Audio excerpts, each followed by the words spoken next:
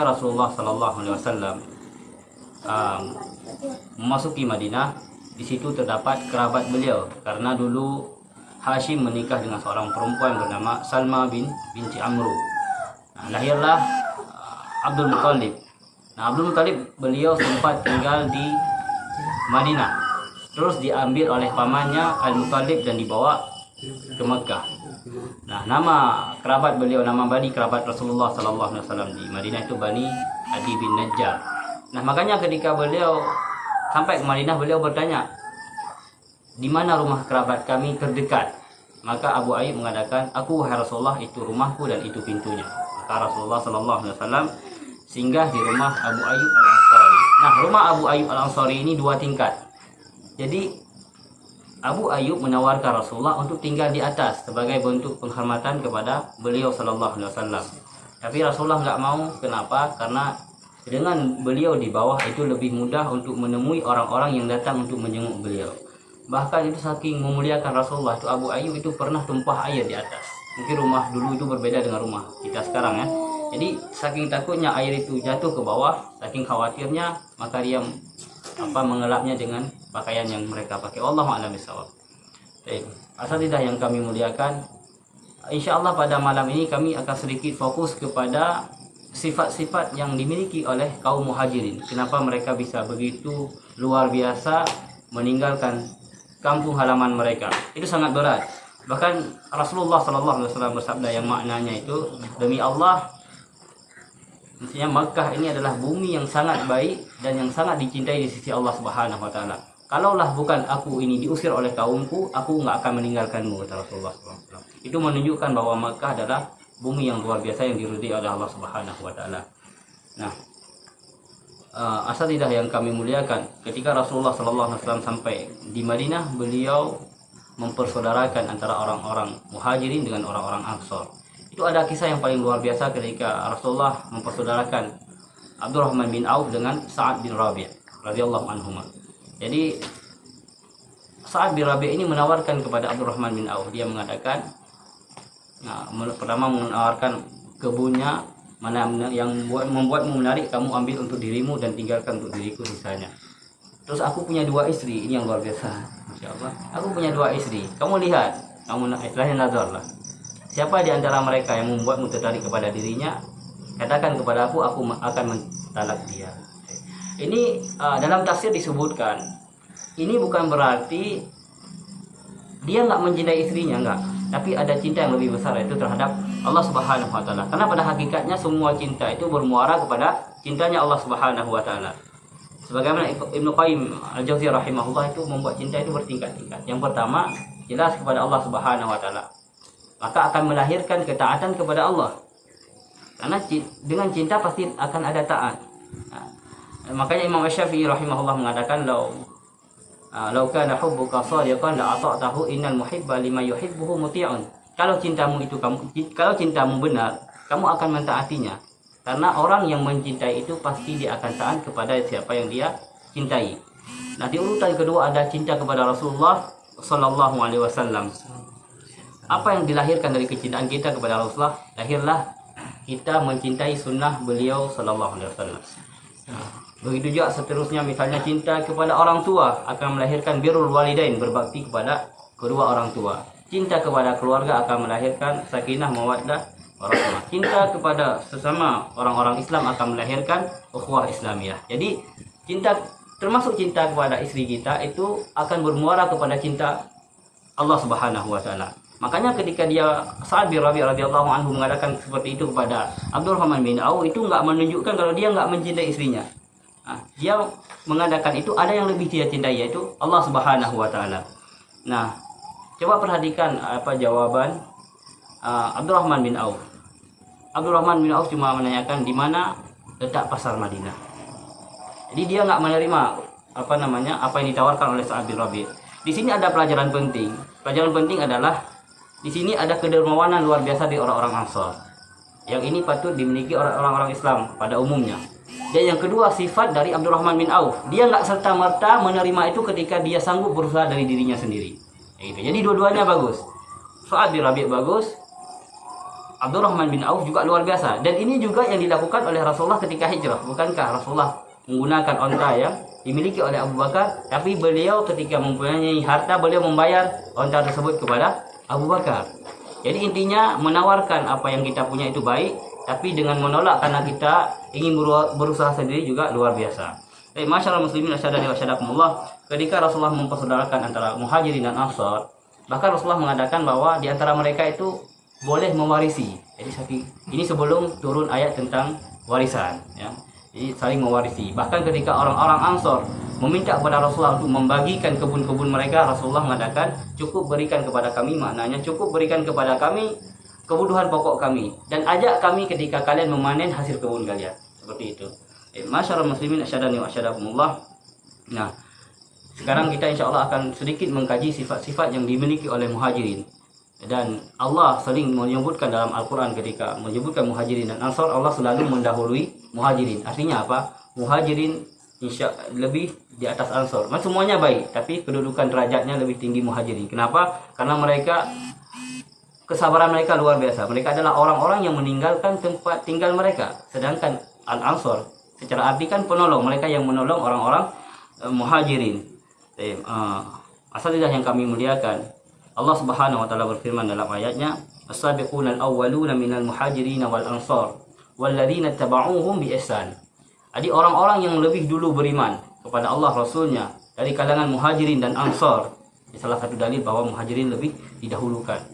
Dan orang-orang yang mengikuti mereka dalam kebaikan, maksudnya orang-orang yang datang setelah mereka. Apa yang terjadi? Radhiyallahu anhum wa radu'an. Allah ridho kepada mereka, mereka pun ridho kepada Allah Subhanahu wa taala. Ridho di sini maksudnya kayak gini.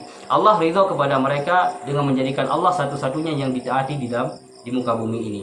Mereka ridho kepada Allah ketika mereka mendapatkan kemenangan masuk surganya Allah Subhanahu wa taala. Ridho mereka karena orang-orang yang memerangi mereka tidak diikutkan untuk masuk dalam surga. Seperti itu. Jadi ini makna ridho dalam beberapa ayat Al-Qur'an. Dan masyarakat muslimin asatidah yang kami muliakan, radhiyallahu anhum wa radu'an wa 'adda lahum jannatin tajri tahtahal anhar. Allah akan menyiapkan buat mereka surga yang mengalir di bawahnya sungai-sungai. Nah, Umar bin Khattab radhiyallahu anhu ardahu, ketika beliau berjalan, beliau mendengar ada seorang sahabat yang membacakan ayat ini. Umar belum tahu ada ayat ini. Jadi ketika Umar mendengar ada yang membacakan ayat ini, Umar memegang tangannya. Siapa yang membacakan ayat ini kepada dirimu? Maka sahabat ini mengatakan Ubay bin Ka'ab radhiyallahu anhu. Maka Umar mengatakan, jangan pergi kemana-mana sebelum engkau mengantarkan diriku ke Ubay bin Ka'ab. Maka diantarlah Umar oleh sahabat ini kepada Ubay bin Ka'ab. Maka Umar dalam riwayat ini mengatakan, apakah Rasulullah membacakan ayat ini kepada dirimu? Ya.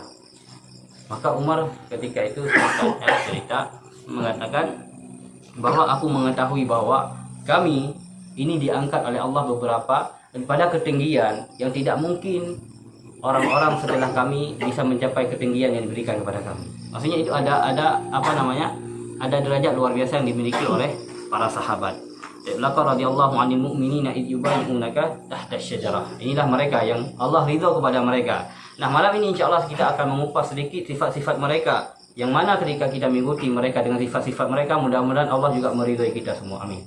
Dan ma'asyiral muslimin asalidah yang kami muliakan, di antara kewajiban kita kepada orang-orang terdahulu adalah dengan menjaga kehormatan mereka. Ya, karena mereka adalah yang menjaga fondasi agama ini. Bahkan ada syariat beberapa yang diturunkan melalui mereka. Misalnya syariat azan, itu dari mimpi seorang sahabat bernama Abdullah bin Zaid. Nah, nama ayahnya Zaid bin Asim. Dia punya saudara Habib bin Zaid. Habib bin Zaid ini ketika kita baca sejarah itu dia yang dibunuh oleh Musailamah, yang dicincang-cincang. Nah, ini ada kisah luar biasa ketika nanti kita akan kisahkan tentang dia tapi sedikit. Ketika dia udah dipukuli oleh Musailamah, dia ditangkap ya, dipukuli udah luar biasa, dia berdarah, bengkak mukanya, terus dia diseret di depan pengikut Musailamah. Musailamah berharap kalau Habib ini mengakui dia sebagai nabi, makanya dia mengumpul orang-orang dia, dan dia sangat yakin bahwa Habib ini akan mengakui dia sebagai nabi. Maka Musailamah Al-Kadzdzab bertanya kepada Habib bin Zaid radhiyallahu anhu, apakah Muhammad seorang nabi? Apakah kamu bersaksi bahwa Muhammad seorang nabi, seorang rasul? Ya, aku bersaksi bahwa Muhammad seorang rasul. Maka dia bertanya lagi, apakah engkau bersaksi bahwa aku seorang rasul, seorang nabi? Maka Habib dengan mengejek dia mengatakan, aku tidak mendengar apa-apa. Dia mengatakan, aku tidak mendengar apa-apa. Maka Musailamah berteriak, di riwayat disebutkan kayak sapi, saking marahnya dia, karena dia malu sudah mengumpulkan orang-orang yang mengikuti dia. Maka ketika itu dia menyuruh al-bujunya untuk mencincang-cincang Habib radhiyallahu anhu wa ardhahum. Nah, masyaallah muslimin asatidah yang kami muliakan. Nah, di antara ayat yang Allah bagaimana menyebutkan sifat-sifat muhajirin ini ketika Allah berfirman lil fuqara'il muhajirin alladzina ukhriju min diyarihim wa amwalihim yabtaguna fadlan minallahi wa ridwan wa yansuruna Allah wa rasulahu ulaika humus shadiqun. Dalam ayat ini ada beberapa sifat mereka. Pertama, mereka adalah orang-orang yang ikhlas. Ya, yabtaguna fadlan minallahi wa ridwan. Mereka adalah orang-orang yang mencari karunia Allah dan keridhaan Allah Subhanahu wa taala. Enggak ada yang lain. Apa yang mereka harapkan ketika mereka terusir dari tanah mereka, dari negeri mereka? Bahkan sebagian mereka walaupun kaya sebelumnya, ada Abdullah bin Jahsy, ada Suhaib bin Sinan, ya, yang punya kekayaan luar biasa karena mereka adalah orang-orang yang berniaga. Jadi ketika mereka mau keluar ditahan, maka Suhaib bin Sinan mengatakan, biarkan aku pergi dan ambil semua hartaku untuk kalian. Nah, karena keinginan terbesar mereka adalah dunia ini, maka mereka setuju dengan apa yang ditawarkan oleh Suhaib bin Sinan. Mereka mengambil harta Suhaib bin Sinan dan membiarkan Suhaib bin Sinan pergi ke Madinah. Ketika itu Rasulullah diberitakan oleh Jibril tentang bagaimana kisah hijrahnya Suhaib bin Sinan, maka Rasulullah SAW memuji Suhaib bin Sinan. Sungguh beruntung perniagaanmu, kata Rasulullah. Mana seperti itu SAW. Nah, ikhlas ini hal yang sangat penting yang harus dimiliki oleh orang-orang. Ya, kita pada umumnya harus memiliki sifat ini. Bahkan dalam menuntut ilmu, itu bahkan dalam hilyah talabul ilmi itu disebutkan, ilmu itu apa? Salatus sir wa amalul qalbi, begitu saatnya ya. Jadi ilmu itu salatus sir, salat sendiri itu bentuk ikhlas. Wa amalul qalbi, amalan hati. Nah, kita di sini subhanallah, misalnya saya berusaha membagi ilmu atau saling menasihati sama kita. Kalau saya ikhlas, saya dapat pahala. Nah, begitu juga yang membuat kajian ini live, subhanallah, mungkin di sana ada orang-orang yang menonton, dia juga mendapatkan pahala dari orang-orang yang menonton tersebut tanpa mengurangi pahala mereka.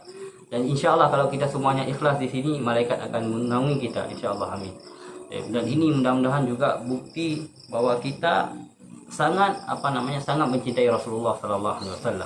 Karena di antara cinta kita kepada Rasulullah itu min alamatil mahabbah kasratu dzikrihi, di antara tanda-tanda cinta banyak menyebut-nyebutnya, dan ini termasuk menyebut sirah beliau SAW. Nah, kami persingkat karena ini cuma kita sebutkan beberapa sifat yang dimiliki oleh kaum muhajirin. Mereka ikhlas karena Allah Subhanahu wa taala berhijrah. Karena kalau nggak ikhlas nggak mungkin mampu melakukan hal semua itu. Wa yansurunallah wa rasulah. Mereka adalah orang-orang yang menolong agama Allah dan Rasulnya. Nah, ini dibuktikan dengan hijrahnya mereka, meninggalkan harta benda.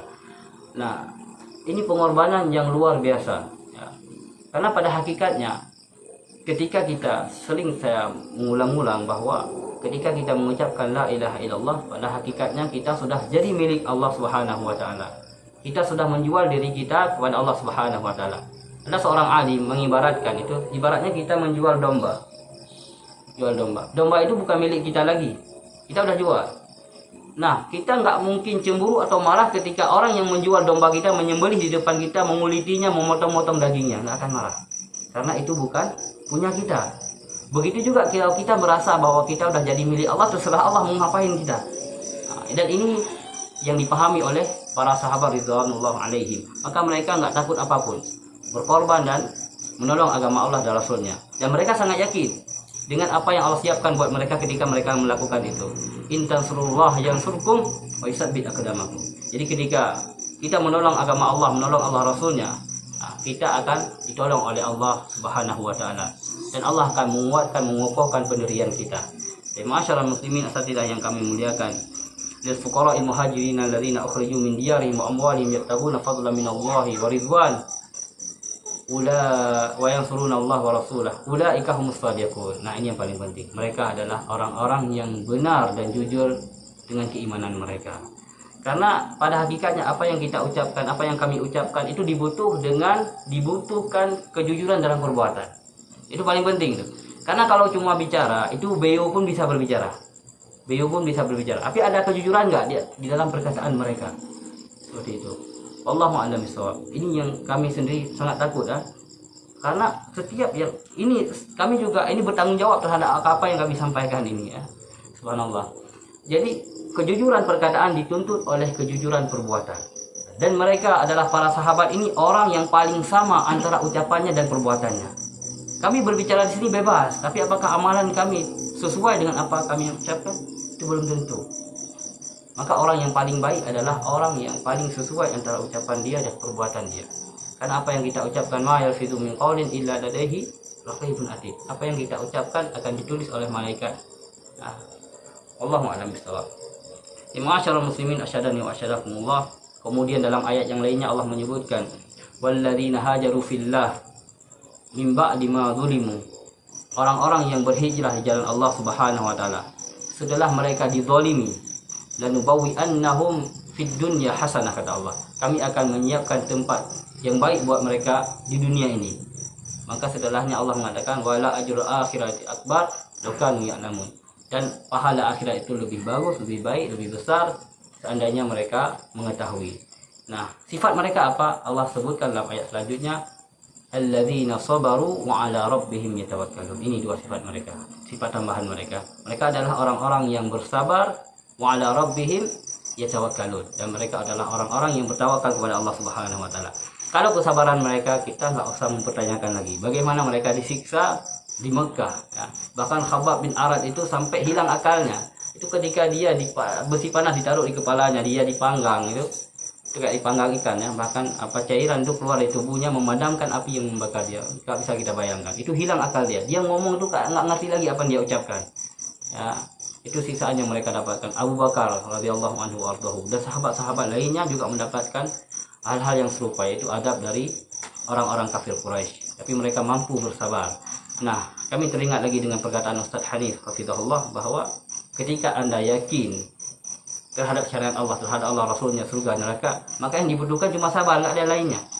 Kita yakin ada surga di sana, ada neraka di sana, ada pahala yang Allah siapkan. Maka apa yang ketika kita yakin, ya udah kita bersabar di atas itu, karena kita yakin akan mendapatkan itu. Tinggal kita bersabar sebentar di dunia ini, karena dunia ini pada hakikatnya tidak lama, di sana kekal selama-lamanya. Maka dari itu marilah kita bisa mencontoh mereka dalam hal kesabaran. Kami juga ini mengajak diri kami pribadi ya, karena sabar itu nggak semudah dengan apa yang diucapkan. Sabar itu butuh perjuangan, dan itu dibuktikan oleh para sahabat radhiyallahu anhu warḍahu wa ala rabbihim yatawakkalun. Dan mereka adalah orang-orang yang bertawakal kepada Allah Subhanahu wa taala. Nggak mungkin kalau nggak tawakal. Bagaimana mereka? Misalnya ada Ummu Salamah di sana ya, berhijrah dengan anaknya yang kecil. Jarak Makkah dengan Madinah itu 500 km. Kita bayangkan jalan kaki. Ini Banda Aceh Bernun itu sekitar 142 km. Ini 500 km jalan kaki. Medan. Subhanallah. Ini kita nggak bisa membayangkan bagaimana perjuangan mereka itu untuk mendapatkan ridha Allah Subhanahu wa taala. Bersama anak kecil lah, suaminya udah hijrah duluan. Karena ketika dia berhijrah itu dihalang oleh keluarga istrinya. Ya, kita sudah sebutkan kisah dia sebelumnya, dihalang oleh keluarga istrinya, terus dibiarkan Abu Salamah pergi seorang diri. Terus keluarga dari Abu Salamah nggak terima, maka mereka merebut anaknya. Tinggal Ummu Salamah sendiri yang tiap hari keluar ke padang pasir menangis hampir setahun seperti itu. Akhirnya kasihan keluarganya, kerabatnya melihat seperti itu, membiarkan Ummu Salamah itu pergi. Maka dia mengambil anaknya pergi menuju ke arah Madinah. Ini tawakal yang luar biasa. Jadi Rasulullah juga melakukan hal yang sama, tawakal kepada Allah Subhanahu wa taala. Ada perbedaan antara hijrah dengan Isra Mi'raj. Secara logika, itu Rasulullah itu lebih membutuhkan Buraq ketika hijrah dibandingkan dengan Isra Mi'raj. Benar ya? Karena Isra Mi'raj itu kan Rasulullah nggak dalam kondisi pergi kan gitu ya, menetap gitu. Nah, kenapa sarana yang dipakai itu berbeda? Ini Profesor Ali Solabi menyebutkan bahwa ini untuk mengajarkan kepada kita jalan alami dalam dakwah itu seperti itu. Karena hijrah ini bukan hanya khusus untuk Rasulullah Sallallahu Alaihi Wasallam. Ini juga untuk umat beliau. Jadi beliau memberi teladan yang baik bahwa jalan dakwah seperti ini. Butuh rintangan, ada rintangan, ada pengorbanan, ada darah dan air mata. Dan akan seperti itu sunatullah sampai hari kiamat kelak. Dan itu yang ingin diajarkan kepada umat Islam pada umumnya. Sedangkan Isra Mi'raj itu penghormatan untuk Rasulullah sallallahu alaihi wasallam. Ya, untuk memperlihatkan kemuliaan beliau sallallahu alaihi wasallam, untuk diperlihatkan kepada beliau bagaimana alam gaib. Maka sarana yang dibutuhkan juga gaib seperti itu. Sedangkan dakwah ini sarana yang dibutuhkan nggak mungkin gaib. Ya, kita melakukan perjalanan misalnya dengan kita semua butuh sarana, dan itu dicontohkan oleh Rasulullah sallallahu alaihi wasallam. Ya, masyaallah muslimin asatidzah yang kami muliakan, Rasulullah juga orang muhajirin ya, kalau dari segi berhijrah kan seperti itu. Kita lihat tawakal Rasulullah sallallahu alaihi wasallam. Kita ulangi sedikit, kapan beliau mengucapkan kata-kata la tahzan innallaha ma'ana, atau kapan beliau mengucapkan ya Abu Bakrin ma dhannuka bi isnaini Allahu salisuhuma. Itu setelah beliau melakukan ikhtiar luar biasa. Ya, keluar di tengah matahari yang terik, ya, panas luar biasa, menjumpai Abu Bakar supaya nggak tercium oleh orang-orang Quraisy. Ya, terus menyuruh orang-orang di sekitar Abu Bakar untuk keluar rumah supaya nggak ketahuan apa yang beliau bicarakan. Tidur di rumah, dikepung rumah beliau. Ya, dengan bantuan Allah Subhanahu wa taala beliau mampu keluar dan enggak langsung ke Madinah. Ikhtiarnya apa? Ke arah Yaman dulu. Bersembunyi di gua 3 hari 3 malam. Ya, setelah itu semua baru beliau mengucapkan apa? La tahzan innallaha ma'ana. Maka sepatutnya setelah sebelum kita bertawakal, menyerahkan semua urusan kita kepada Allah, ada usaha-usaha yang kita lakukan. Masyaallah muslimin, asyhadu wa asyhadu, karena Allah selalu melihat di proses. Hasil akhirnya kita nggak tahu. Allah lihat di proses, ya. Dan proses makin sulit, proses makin besar ketinggian dan derajatnya di sisi Allah Subhanahu wa taala. Maka kita bisa mencontoh bentuk ikhtiar yang luar biasa yang dilakukan Rasulullah dan para muhajirin ketika mereka meninggalkan kampung halaman mereka menuju ke arah Madinah. Dan sifat yang selanjutnya, Allah Subhanahu wa taala berfirman, laqad taballahu 'alan nabi. Ini sebenarnya ayat ini diturunkan ketika perang Tabuk. Tapi poinnya itu ala nabi wal muhajirin wal ansari alladziina tabauhu. Di sini poinnya tabauhu. Sahabat itu adalah orang-orang yang mengikuti Rasulullah sallallahu alaihi wasallam. Mengikuti artinya ada cinta di situ. Enggak mungkin diikuti itu tanpa cinta. Ada kecintaan sahabat untuk Rasulullah sallallahu alaihi wasallam. Nah, mereka adalah orang-orang yang benar-benar mengikuti Rasulullah sallallahu alaihi wasallam. Itu orang-orang muhajirin dan ansor. Maka apapun yang diucapkan oleh Rasulullah mereka ikuti. Sami'na wa ata'na. Mereka yakin, nggak perlu berpikir lagi, nggak ada sami'na wa pikir-pikirna, itu nggak ada. Sami'na wa ata'na. Kami dengar wahai Rasulullah, kami taat. Dan ini dibuktikan oleh para sahabat ya. Misalnya ketika bagaimana mereka mencintai Rasulullah sallallahu alaihi wasallam dan mengikuti beliau. Itu ada sahabat namanya Hubayb bin Adi ya. Hubayb bin Adi itu kisahnya panjang, tapi kita fokus ketika dia disalib ya. Disalib oleh orang-orang kafir Quraisy ya. Ketika dia disalib dan disiksa luar biasa, dia ditanya oleh pembesar Quraisy, maukah engkau wahai Adi, tempatmu kami gantikan dengan Rasulullah sallallahu alaihi wasallam. Ya, ini posisi kamu sekarang yang disalib ini, Rasulullah di sini, bukan kamu gitu. Kamu bersenang-senang dengan istrimu di rumah. Maka apa jawaban Hubayb bin Adi? Dia mengatakan, demi Allah, aku nggak ridha, aku bersenang-senang dengan istriku, sementara Rasulullah ditimpa oleh bencana walaupun tertusuk oleh sepotong duri. Aku nggak ridha. Apalagi harus disalib gitu. Jadi tertusuk sepotong duri aja aku nggak ridha gitu. Dan maka Abu Sufyan bin Harb ya, yang ketika itu belum masuk Islam, dia mengatakan, demi Allah, aku nggak mendapati seorang yang mencintai orang lain melebihi sahabat Muhammad mencintai Muhammad. Sampai berkatakan seperti itu, di luar batas logika gitu. Bagaimana bisa mencintai orang lain seperti itu? Nah, mungkin bukti cinta juga kita ulang sedikit kisah Abu Bakar ya. Ini Abu Bakar adalah orang terdekat Rasulullah sallallahu alaihi wasallam. Sampai Rasulullah mengatakan dalam hadisnya yang maknanya, "Lau kuntu muttakhidan min ahli al-ardi khalilan latakhadtu Abu Bakrin." Seandainya aku memilih seorang kekasih dari penduduk bumi, maka aku akan mengambil Abu Bakar sebagai kekasihku. Walakin sahibukum Khalilur Rahman. Akan tetapi sahabat kalian, maksudnya Rasulullah sallallahu alaihi wasallam, telah dipilih oleh Allah untuk menjadi kekasihnya, sebagaimana Ibrahim alaihissalam. Nah, jadi Abu Bakar ini pernah diriwayatkan oleh Aisyah radhiyallahu anha, itu ketika umat Islam di Mekah berjumlah sekitar 38 orang, Abu Bakar itu mendesak Rasulullah itu untuk berdakwah secara terang-terangan. Nah, maka Rasulullah mengatakan, jumlah kita sedikit wahai Abu Bakar. Maknanya seperti itu, kita nggak banyak, jumlah kita sedikit. Tapi Abu Bakar terus-menerus mendesak Rasulullah supaya dilakukan dakwah dengan terang-terangan. Maka Rasulullah mengiyakan. Akhirnya mereka yang berjumlah segitu berpencar di sekitar Ka'bah, menyerukan manusia untuk beriman kepada Allah mentauhidkan Allah dan mengikuti Rasulullah sallallahu alaihi wasallam. Dan orang yang pertama bicara adalah Abu Bakar. Ketika dia baru berbicara, langsung dia dihantam jatuh ke tanah, diinjak-injak.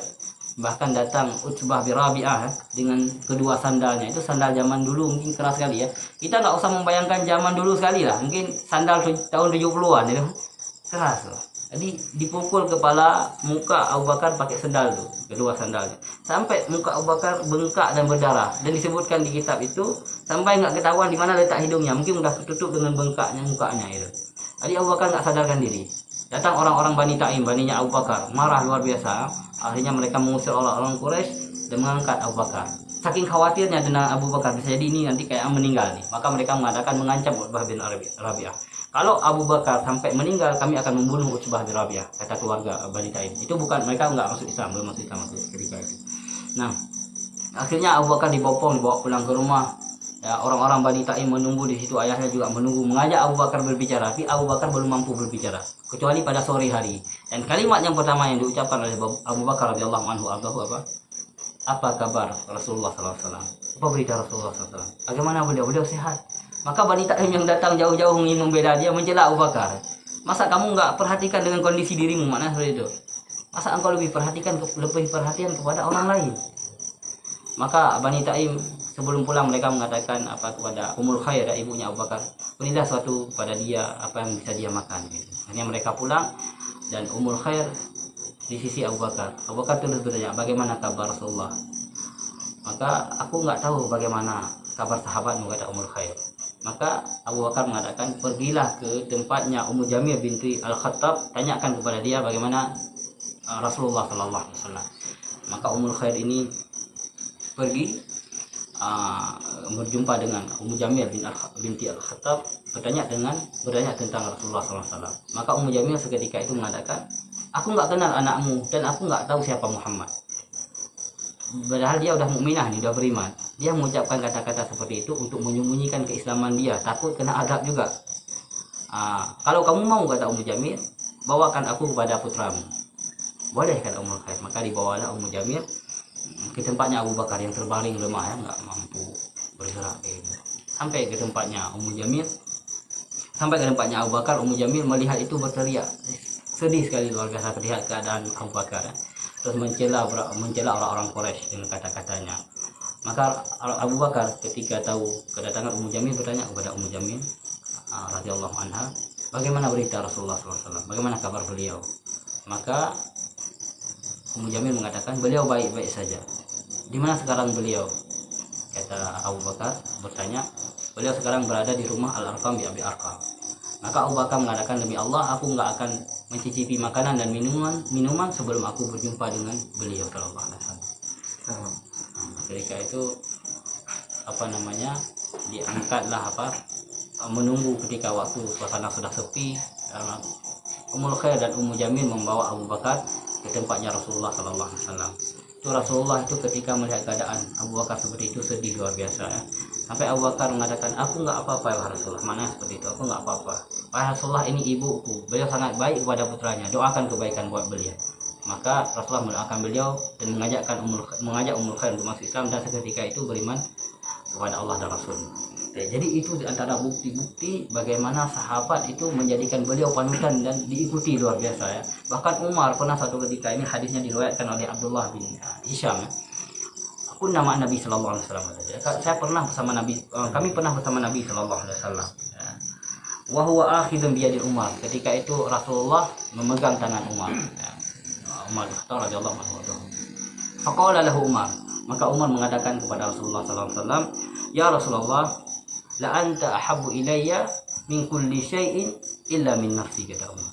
Wahai Rasulullah, engkau sangat aku cintai melebihi apapun illa min nafsi, kata Umar, kecuali melebihi diriku, aku lebih cintai diriku, maksudnya.